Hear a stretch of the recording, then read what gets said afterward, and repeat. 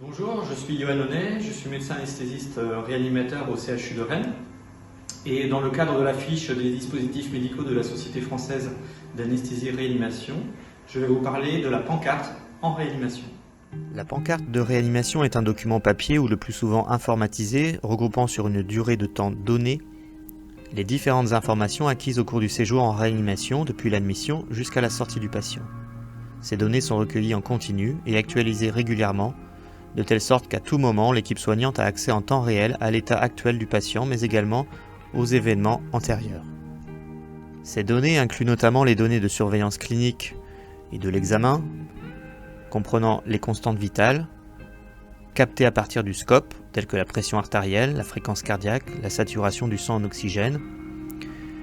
D'autres données sont issues d'instruments de mesure plus sophistiqués ou des appareils d'assistance d'organes tels que le respirateur, la machine de dialyse ou d'assistance cardiaque.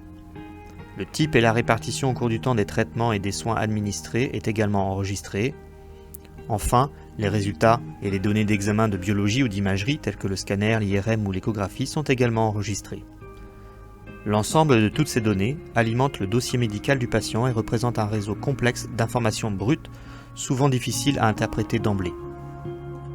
L'intérêt de la pancarte réside dans sa capacité à afficher de façon synthétique et plus lisible les informations pertinentes, afin d'aider l'équipe soignante à intégrer les informations pour les utiliser de façon optimale. Par exemple, sur cette représentation de pancarte, les constantes vitales sont représentées par des courbes, mais également par des valeurs numériques au cours du temps. De même, les traitements en bas sont indiqués avec leur heure d'administration, leur heure de fin et la dose totale administrée. Ainsi, grâce à cet outil, l'équipe médicale et paramédicale peut raisonner plus aisément sur l'évolution du patient. La prise de décision dans la stratégie de soins est alors facilitée et ainsi l'équipe peut adapter plus précisément le traitement, planifier les examens et prévenir la survenue d'éventuelles complications. Tout cela en vue de faire progresser le patient vers sa guérison et la récupération de son autonomie. Merci pour votre attention.